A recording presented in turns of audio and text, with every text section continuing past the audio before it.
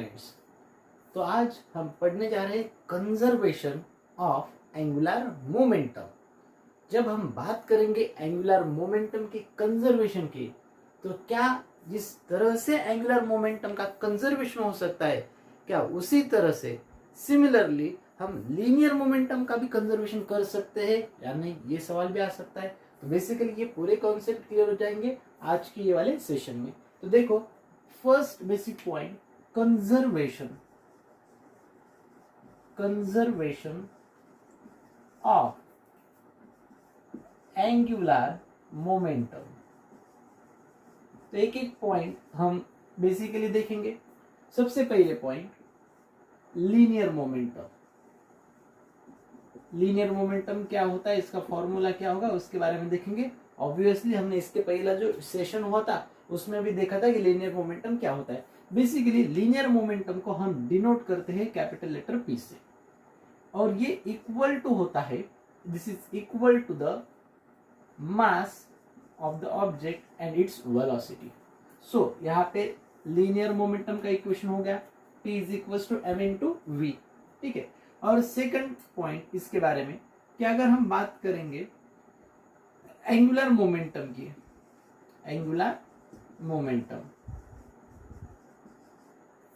तो angular momentum को हम डिनोट करते हैं L से, and it is written as R cross P। अगर हम इसको वेक्टर फॉर्म में लिखेंगे सो हम इसे लिख सकते हैं R क्रॉस P।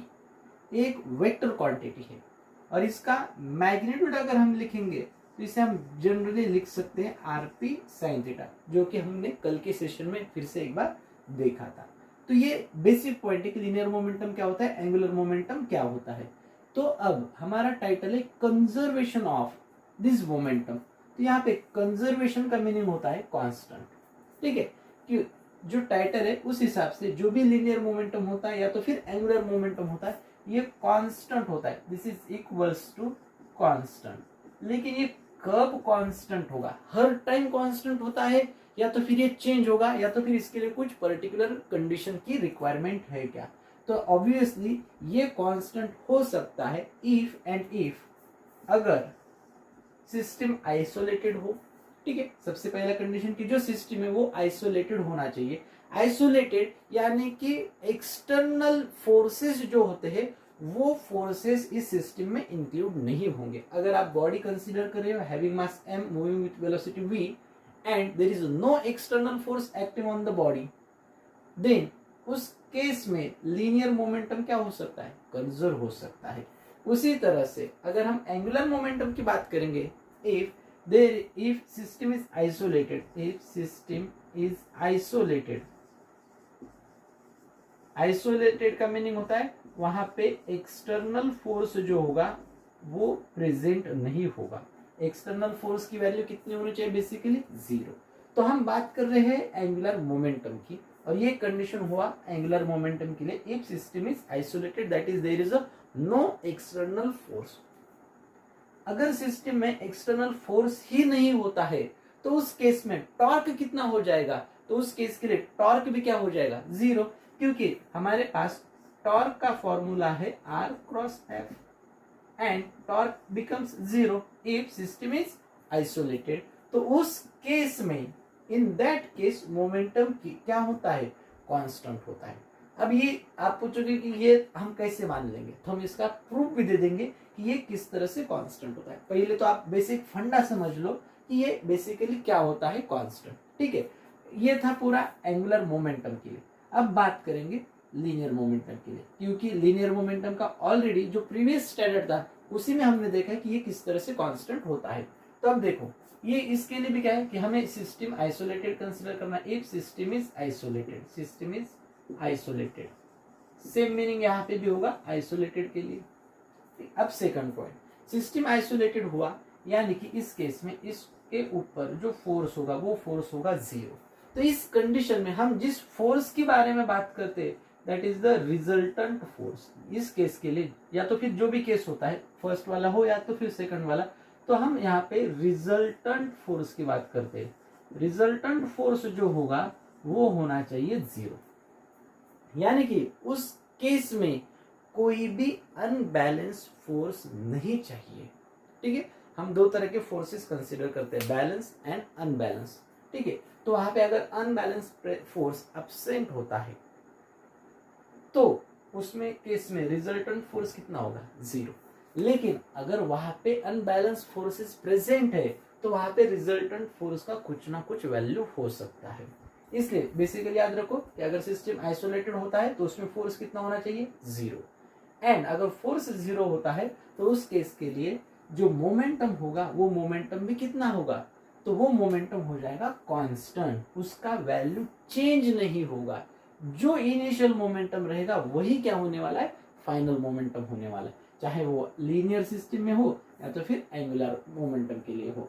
तो ये जो लीनियर मोमेंटम हमने पढ़ा था ये किसका पार्ट हुआ, it is the part of translational motion, जिसके अंदर हमने लीनियर मोमेंटम का कंजर्वेशन पढ़ा। और एंगुलर मोमेंटम किसका पार्ट हुआ, तो रोटेशनल मोशन का, this is the part of rotational motion. तो बेसिकली हमें क्या करना है कि हमने यहाँ पे सिर्फ देखा कि लीनियर मोमेंटम क्या होता है, उसका फॉर्मूला क्या है और वो कांस्टेंट होने के लिए क्या कंडीशन चाहिए। सिमिलरली हमने देखा कि एंगुलर मोमेंटम क्या होता है, उसका फॉर्मूला क्या है और उसे कांस्टेंट करने के लिए हमारे पास क्या कंडीशन है। ये पूरा कंडीशंस तो हमने लर्न कर लिया। अब हम इसका प्रूफ देखेंगे। ठीक है, तो प्रूफ के पहले मैं आपको एक मैथमेटिकल टर्म सिखाऊंगा जिसके अंदर कांस्टेंट क्या होता है वो हम पहले देखेंगे। उसके बाद एंगुलर मोमेंटम किस तरह से कांस्टेंट आने वाला है उसको भी हम चेक करेंगे। तो मैं इसे एक बार रफ कर देता हूं और आप अच्छे से समझ लो कि ये कांस्टेंट का फंडा क्या होता है।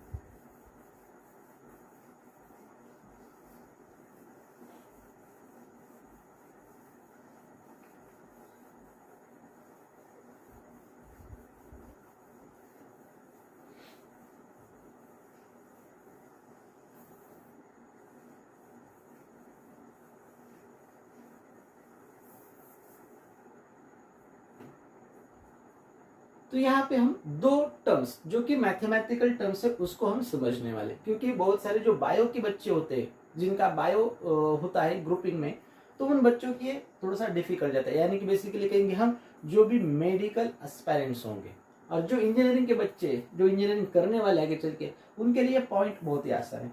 तो समझो कि मेरे पास x इंटू वाई इस तरह से टर्म है और मुझे इसको डिफरेंशिएट करना है, विथ रिस्पेक्ट टू समझो x।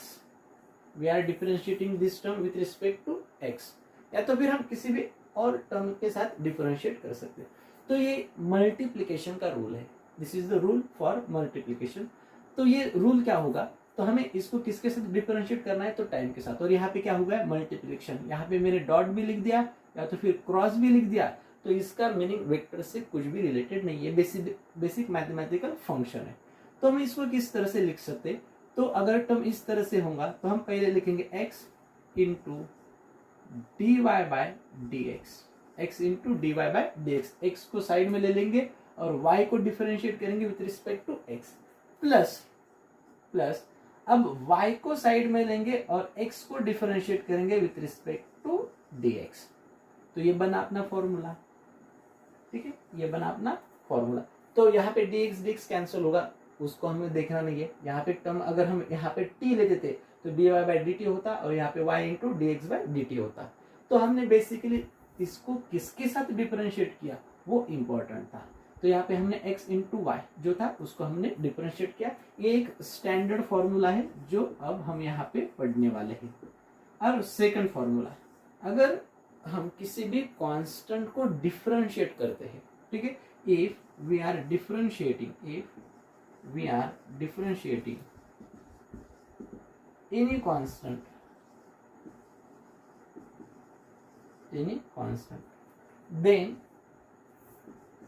then its answer is 0। यानी कि आप किसी भी कांस्टेंट को डिफरेंशिएट करते हो तो उसका आंसर क्या होता है, 0 होता है। यानी कि आप यहाँ पे लिखते तो dx और यहाँ पे नंबर होता है कुछ 10 और ये 10 क्या है, कांस्टेंट है। तो इसका आंसर आता है 0। यानी कि किसी भी कांस्टेंट का आप डिफरेंशिएशन करोगे तो वो क्या होता है 0। ये भी एक स्टैंडर्ड फॉर्मेट है मैथ्स में। समझो सिंपली कि हमारे पास एक ऐसी चीज की जो कांस्टेंट है, समझो k, ठीक है, k इज कांस्टेंट और आप लिखते हो dk divided by dt with respect to time. तो ये k चेंज ही नहीं होता, टाइम चाहे कितना भी इंक्रीज हो, ये k उसके साथ अगर चेंज नहीं होता तो इसका आंसर हो जाएगा 0, क्योंकि कांस्टेंट जो होता है वो कभी चेंज नहीं होता विथ रिस्पेक्ट टू एनीथिंग। अगर कोई भी चीज किसी के साथ चेंज नहीं होती तो उसका जो डिफरेंशिएशन होगा वो हो जाएगा 0। तो ये दो बेसिक पॉइंट्स हमने पढ़ लिए। अब हम पढ़ेंगे अपना फिजिक्स वाला फंडा क्या होता है।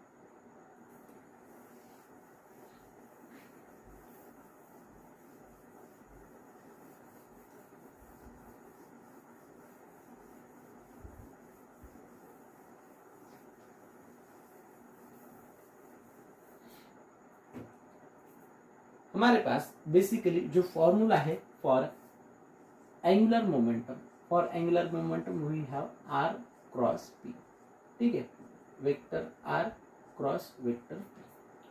और हम अब इसे डिफरेंशिएट करेंगे विथ रिस्पेक्ट टू टाइम, ठीक है। तो differentiating with respect to time, तो अब हम इस इक्वेशन को टाइम के साथ डिफरेंशिएट करेंगे। तो सबसे पहले हम यहाँ पे जो p होगा इसको कांस्टेंट ले सकते हैं and differentiating with respect to r, या तो फिर आप r को साइड में ले सकते हो, p के साथ डिफरेंशिएट कर सकते हो।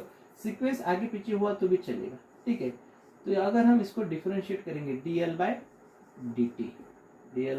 dt यानी कि differentiating with respect to time equals to हम यहाँ पे r क्रॉस जो था उसको साइड में लेंगे और डिफरेंशिएट करेंगे विथ रिस्पेक्ट टू p, ठीक है, cross dp divided by dt plus यहाँ पे लिख देंगे हम, साइड में ले लेंगे वेक्टर p को and differentiating with respect to r, तो ये हो जाएगा dr बाय dt। डिफरेंशिएट करेंगे तो अब बेसिकली देखो इसका मीनिंग क्या होता है, dp बाय dt, ठीक है। तो जब हमने न्यूटन्स लॉ पढ़ा था तो हमने वहां पे न्यूटन्स लॉ में लिखा था dp बाई dt that is change in momentum, ठीक है। चेंज इन मोमेंटम को हम क्या लिख सकते हैं, m into V minus m into U divided by t, ठीक है। ये था change in momentum, final momentum, initial momentum, mass into velocity momentum होता है। ये फाइनल हो गया क्योंकि यहाँ पे v लिखा और यहाँ पे u लिखा, यानी कि इसका मतलब ये इनिशियल मोमेंटम था। वहां से अगर हम मास निकाल लेंगे कॉमन तो ये हो जाएगा v minus u divided by t and it becomes m into a. तो m इंटू ए किसका फॉर्मूला है, फोर्स का, यानी कि dp बाई dt को आप क्या लिख सकते हैं, फोर्स। तो बेसिकली ये हो जाएगा r क्रॉस फोर्स। तो फोर्स क्या है, वेक्टर क्वांटिटी। तो हमने dp बाई dt को क्या लिख दिया, तो dp बाई dt को हमने यहाँ पे लिख दिया r क्रॉस f, यानी कि dp बाई dt की वैल्यू होगी f वेक्टर f प्लस यहाँ पे हमारा p as it is vector p into हम यहाँ पे लिखेंगे अब dr बाई dt। तो dr बाई dt यानी कि क्या होता है, dx by dt, basically dx by dt rate of change of displacement with respect to time is called as velocity. तो ये होगा वेक्टर वेलोसिटी, क्योंकि r क्या होता है, पोजीशन वेक्टर, उसको अगर हम टाइम के साथ डिफरेंशिएट करेंगे तो वो क्या हो जाएगा, वेलोसिटी। तो ये होगा v क्रॉस, ठीक है। अब बेसिकली देखो नेक्स्ट वाला step, r cross into vector f plus यहाँ पे हमें p का वैल्यू भी पता है, p का वैल्यू था मास इंटू वेलोसिटी। तो यहाँ पे लिख देंगे मास इंटू वेलोसिटी क्रॉस वेलोसिटी, ठीक है। तो ये बेसिक टर्म हो गया। तो हम यहाँ पे एक ब्रैकेट भी लिख सकते हैं, ठीक है, इस तरह से रन दे तो भी कुछ प्रॉब्लम नहीं, ठीक है। तो यह हो गया m v cross v, vector v cross v। अब बेसिकली देखो r क्रॉस f, हमें पता है कि r क्रॉस f क्या होता है, टॉर्क, टो। तो ये भी एक वेक्टर क्वांटिटी है, so it is vector tau plus इस केस में देखो v क्रॉस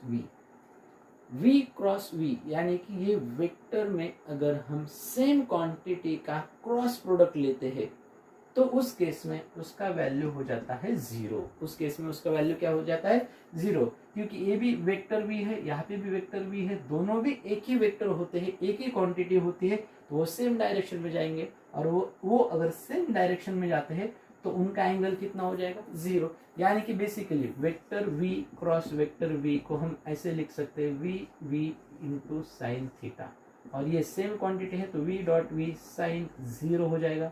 साइन 0 का मतलब होता है 0, तो ये पूरा टर्म कितना आने वाला है, 0। तो 0 इंटू मास कितना हो जाएगा, 0। तो हमें लास्ट फॉर्मूला मिला dl by dt equals to tau vector tau. तो ये था बेसिक पूरा। अब यहाँ पे देखो कि ये हमें आखिरी इक्वेशन मिला, एंड इन दिस केस अगर हम मान लेते if tau equals to 0, that is torque is equals to, हम अगर 0 कंसिडर कर लेते हैं, हमने कंसिडर किया कि टॉर्क 0 है, तो dl by dt is equals to क्या आ जाएगा, dl by dt equals to becomes 0। और देखो किसी का भी डिफरेंशिएशन 0 कब आता है, अगर हम उस टर्म को चेंज नहीं होने देते।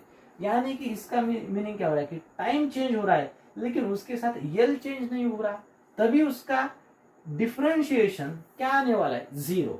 इसीलिए देयरफॉर L बिकम्स कांस्टेंट। उस केस में L क्या हो जाएगा, कांस्टेंट, और L का वैल्यू चेंज नहीं हुआ, यानी कि वो क्या हुआ है, कंजर्व। तो इसे कहेंगे कंजर्वेशन ऑफ एंगुलर मोमेंटम। इसलिए मैंने वो मैथ्स का जो बेसिक पॉइंट था वो आपको समझा दिया, क्योंकि फिर ये पॉइंट आप आसानी से कर सकते हो। तो देखो आखिरी में आया dl by dt is equal to 0, और किसी भी कांस्टेंट का डिफरेंशिएशन 0 होता है। कांस्टेंट का अगर हम डेरिवेटिव निकालते हैं, इसे हम बेसिकली डेरिवेटिव कहेंगे, तो वो 0 होता है, इसलिए यल क्या होगा, 0। लेकिन कब, if t is equal to 0, tau is equal to 0, then L becomes constant. उस केस में ही यल कांस्टेंट हो सकता है। इसीलिए जब हम कंजर्वेशन की बात करेंगे, कंजर्वेशन ऑफ एंगुलर मोमेंटम, तो एंगुलर मोमेंटम कंजर्व हो सकता है इफ टाउ इक्वल्स टू 0। और टाउ कब 0 पॉसिबल है, तो उसमें अगर फोर्स 0 होता है, that is the resultant force, तो उस केस में टाउ भी 0 हो जाएगा and angular momentum becomes constant. ये था basic conservation of angular momentum. इसी तरह से हम कंजर्वेशन ऑफ लीनियर मोमेंटम भी प्रूव कर सकते हैं, कि जो हमने 11th में ही किया था। उसमें हमने क्या किया था कि बेसिकली जब हमने लिखा था P का फॉर्मूला, ठीक है, तो हमने dp बाय dt लिखा था, ये इक्वल्स टू आता है F बेसिकली, ठीक है, जो हमने अभी यहाँ पे किया था। लेकिन यहाँ पे अगर F एक्सटर्नल फोर्स 0 होता है, अगर हम उसकी वैल्यू कंसिडर करेंगे 0 dp बाय dt की, तो देन उस केस में P क्या हो जाएगा, कांस्टेंट। P क्या होने वाला है, कांस्टेंट। यहाँ पे मैंने अभी 2 मिनट पहले का अगर आप रिवाइज करके देखोगे तो यहाँ पे लिखा था हमने dp by dt equals to F। अगर ये F 0 होता है तो P क्या हो जाएगा, कांस्टेंट। तो ये था क्या, कंजर्वेशन ऑफ लीनियर मोमेंटम। तो ये मैंने भी आपका 11th का पॉइंट भी यहाँ पे रिवाइज कर लिया। बेसिकली ये था कंजर्वेशन ऑफ एंगुलर। तो एंगुलर मोमेंटम जो कंजर्व होता है, इसके हम कुछ एग्जांपल्स देख लेंगे, जिससे आपको ये पूरा टर्म क्लियर हो सकता है।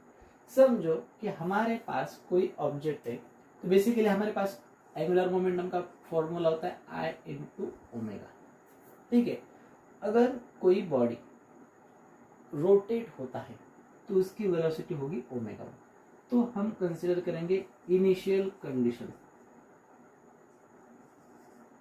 इनिशियल कंडीशन में हमारे पास किसी भी बॉडी का एंगुलर वेलोसिटी जो होगा वो हम कंसीडर करेंगे ओमेगा, एंड उस केस में उसका अगर हम वैल्यू कंसीडर करेंगे मोमेंट ऑफ इनर्शिया का I, तो हमारे पास एंगुलर मोमेंटम हो जाएगा L1 is equals to I1 omega.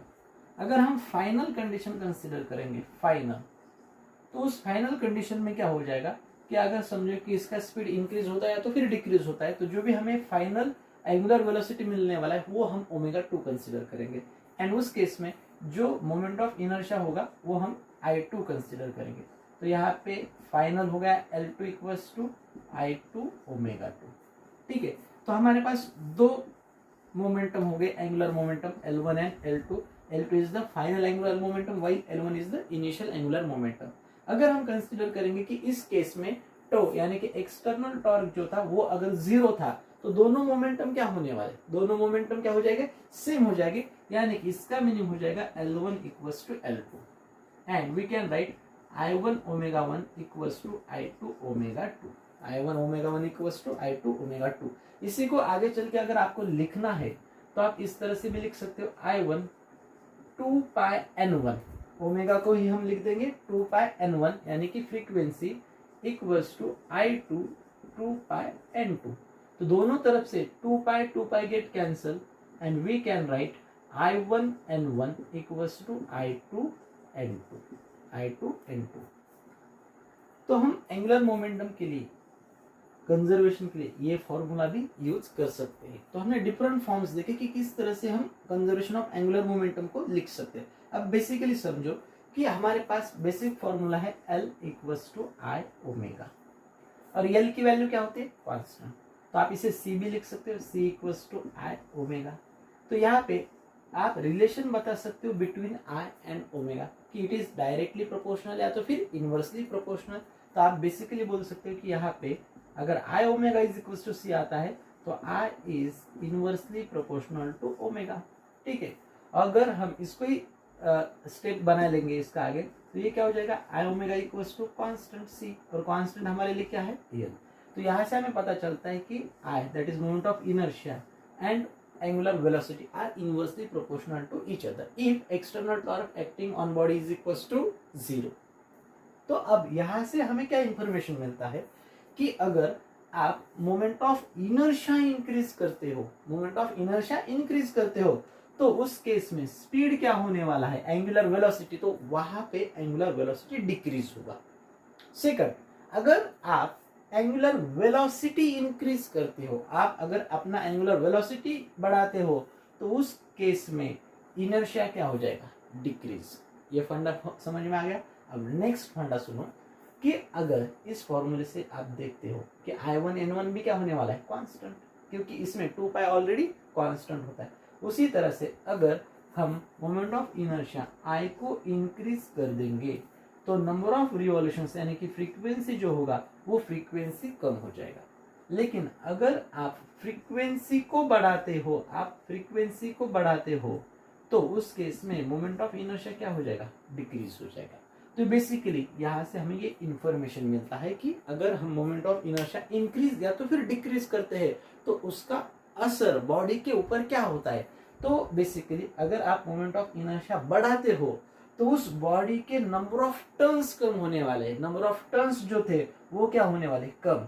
लेकिन अगर आप उसका इनर्शिया घटाते हो तो नंबर ऑफ टर्न्स क्या होने वाले, बढ़ने वाले। अब इसका डेली लाइफ में या तो फिर जो भी एक्टिविटी, स्पोर्ट की एक्टिविटी होती है, यानी कि सर्कस हो गया, एक्रोबैट्स हो गया और स्केटिंग हो गया, या तो फिर बैलेट डांसिंग, तो उस बैलेट डांसिंग में ये पूरे कॉन्सेप्ट जो है वो यूज में आता है। तो बेसिकली मैं इसको ऐसे ही रन देता हूँ और हम देखेंगे कि इसका यूज किस तरह से बैलेट डांसर्स या तो फिर स्केटर्स जो होते हैं वो किस तरह से करते हैं।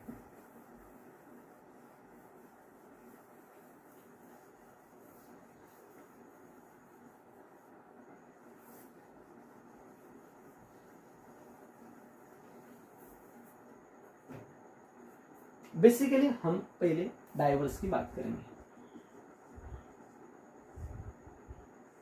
डाइवर यानी कि जो डाइव करता है, यानी कि this activity is related to the swimming. ठीक है, इस केस में क्या होता है, जो भी स्विमर होता है वो एक हाइट के ऊपर जाके जंप करता है। समझो ये हो गया हमारा स्विमर, जिसे हम डाइवर भी कहते हैं।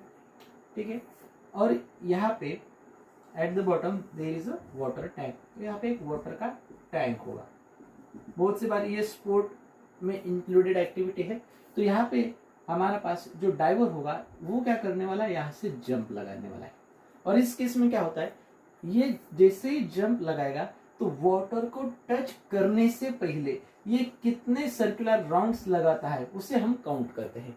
जो सबसे ज्यादा सर्कुलर राउंड्स लगाएगा तो उसको ही फर्स्ट प्राइज मिलता है। तो ये होता है इसका एक्टिविटी। ऐसे नहीं कि चलो आप यहाँ पे स्टाइल बोल के यहाँ पे जंप नहीं करते, आपको क्या करना पड़ता है इस केस में, जैसे ही आप जंप करते हो तो इस केस में नंबर ऑफ रिवॉल्यूशंस जो है आपके वो ज्यादा आना चाहिए before touching the water. Water को टच करने से पहले आपके नंबर ऑफ रिवॉल्यूशन क्या होना चाहिए, ज्यादा होना चाहिए। तो देखो अब इस केस में क्या होता है, this man is standing on this platform, इस प्लेटफॉर्म के ऊपर ये खड़ा है। जैसे ही ये इसके ऊपर दबाव बनाएगा और यहाँ से जंप करने लगेगा तो उस केस में ये अपने जो आर्म्स होते हैं एंड लेग्स होते हैं इनको ये आउट स्ट्रेच करता है, यानी कि अपने बॉडी से दूर रखता है। तो देखो इस आदमी ने क्या किया कि इसके जो हैंड्स थे इसने आउट स्ट्रेच किए। जैसे ही इसके हैंड्स आउट स्ट्रेच होते हैं तो उस कंडीशन में इसका मास का डिस्ट्रीब्यूशन ज्यादा हुआ। सेंटर एक्सिस जो थी इससे इसका मास का डिस्ट्रीब्यूशन क्या हुआ, आगे हुआ। तो इस केस में इसका मोमेंट ऑफ इनर्शिया जो था वो इनर्शिया क्या हुआ, इंक्रीज हुआ। ठीक है। अब सेकंड थिंग, जैसे ही वो जंप करेगा तो उसका मोमेंट ऑफ इनर्शिया क्या हो गया, इंक्रीज हो गया। लेकिन वो जैसे ही जंप करता है उसके बाद वो अपने पूरे आर्म्स एंड लेग को अपने बॉडी के पास लाता है। तो उस केस में यहाँ पे इसका मोमेंट ऑफ इनर्शिया यानी कि इस वाले केस में मोमेंट ऑफ इनर्शिया जो था वो क्या हो गया, डिक्रीज क्योंकि पूरा मास एक ही पॉइंट पे क्या हो गया, कॉन्सेंट्रेट। तो उसकी वजह से रेडियस क्या होगा, डिक्रीज। और जैसे रेडियस डिक्रीज हो जाएगा उस केस में मोमेंट ऑफ इनर्शिया क्या होने वाला है, डिक्रीज होने वाला है। क्योंकि मोमेंट ऑफ इनर्शिया का बेसिक फॉर्मूला होता है mr²। ठीक है। तो जो बॉडी का मास है पूरे वो तो कभी चेंज नहीं होने वाला, यानी कि ये हमेशा कांस्टेंट था। क्या चेंज हो रहा है, तो रेडियस चेंज हो रहा है। जैसे इसने अपने आर्म्स एंड लेग्स को आउट स्ट्रेच किया तो इसका मास का डिस्ट्रीब्यूशन इंक्रीज हुआ, यानी कि इस केस में रेडियस स्लाइटली चेंज हुआ जिसकी वजह से मोमेंट ऑफ इनर्शिया इंक्रीज हुआ। जैसे इस केस में इसने पूरे आर्म्स अपने बॉडी के पास ला लिए तो ये रेडियस घट गया जिसकी वजह से मोमेंट ऑफ इनर्शिया क्या हुआ, कम। जैसे ही मोमेंट ऑफ इनर्शिया कम होता है उस केस में नंबर ऑफ रिवॉल्यूशन क्या होने वाले, बढ़ने वाले। तो इस केस में नंबर ऑफ रिवॉल्यूशंस क्या हो गए, उसके इंक्रीज हो गए।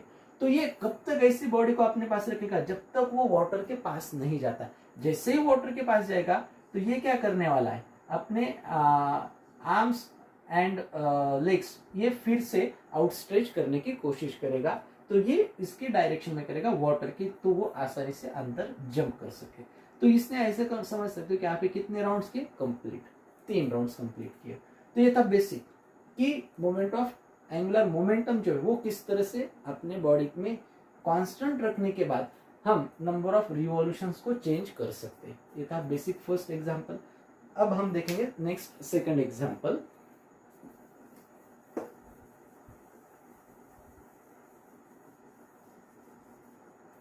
Second example is related to ballet dancer. हर केस में कॉन्सेप्ट वही होने वाला है।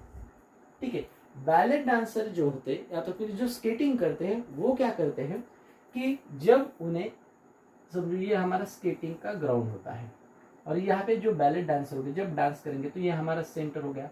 तो समझो उनको अगर ज्यादा राउंड लगाने हैं या तो फिर कम राउंड लगाने हैं तो उनको अपना मोमेंट ऑफ इनर्शिया क्या करना पड़ेगा, चेंज करना पड़ेगा। समझो कि अगर बैलेट डांसर जो होता है वो यहाँ पे होता है और उसको यहाँ पे टर्न लेना है तो इसका रेडियस ये हो गया। देखो इस केस में रेडियस क्या था, छोटा। तो रेडियस छोटा कब हो सकता है, अगर वो अपने बॉडी के पार्ट्स खुद अपने करीब ला ले, उस केस में। तो इस केस में अगर इसने आर्म्स को आउटस्ट्रेच नहीं किया and he tries to move his arm towards its body, तो इस केस में यहाँ पे जो चक्कर लगाने का रेडियस है ये तो कम हो गया। उसी के साथ इसका पूरा मास जो है वो इसी रेडियस में कॉन्सेंट्रेट हो गया।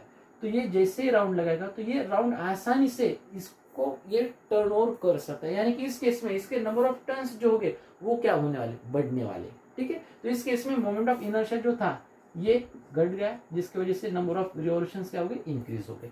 लेकिन अगर इसे बड़ा राउंड लगाना हो तो ये क्या करेगा, इस कंडीशन में आने के बाद अपने हाथ पैर जो इस तरह से इधर के साइड में मूव करते हैं, इस वाले साइड में मूव करते हैं, तो वो एक्शन या तो फिर स्टाइल नहीं होता, वो खुद को बैलेंस करना चाहते हैं और बैलेंस करते वक्त उन्हें वो चक्कर भी पूरा कंप्लीट करना पड़ता है। इसके वजह से वो अपने आर्म्स एंड लेग्स को आउटस्ट्रेच करते हैं जिसकी वजह से वो खुद को बैलेंस कर सके और ये पूरा चक्कर काट सके। तो इस केस में क्या हो गया, तो ये रेडियस सेंटर से तो बढ़ गया, सेंटर से भी रेडियस क्या हो गया, इनका इंक्रीज हुआ और इन्होंने अपने आर्म्स को आउटस्ट्रेच किया जिसकी वजह से इनका मोमेंट ऑफ इनर्शिया इंक्रीज होगा। और मोमेंट ऑफ इनर्शिया इंक्रीज हुआ तो एन क्या हो जाएगा, डिक्रीज। उस केस में एन क्या हो गया, डिक्रीज। तो ये एक ही चक्कर लगाएंगे तब उसी केस में यहाँ पे सेंटर के नजदीक जो होगा पर्सन वो मैक्सिमम चक्कर लगा सकता है। तो ये होगा हमारा सेकंड एग्जांपल बैले डांसर का। इसी तरह से स्केटिंग का जो एग्जांपल होगा वो भी सिमिलरली इसी तरह से हो जाएगा। तो ये था basic conservation of angular momentum. यहाँ पे ये पूरा पॉइंट जो है ये कंप्लीटली खत्म होता है। अब सिर्फ लास्ट पॉइंट बचता है इस चैप्टर से, that is the rolling motion. तो वो होगा हमारे नेक्स्ट कल वाले सेशन में, दैट इज रोलिंग मोशन।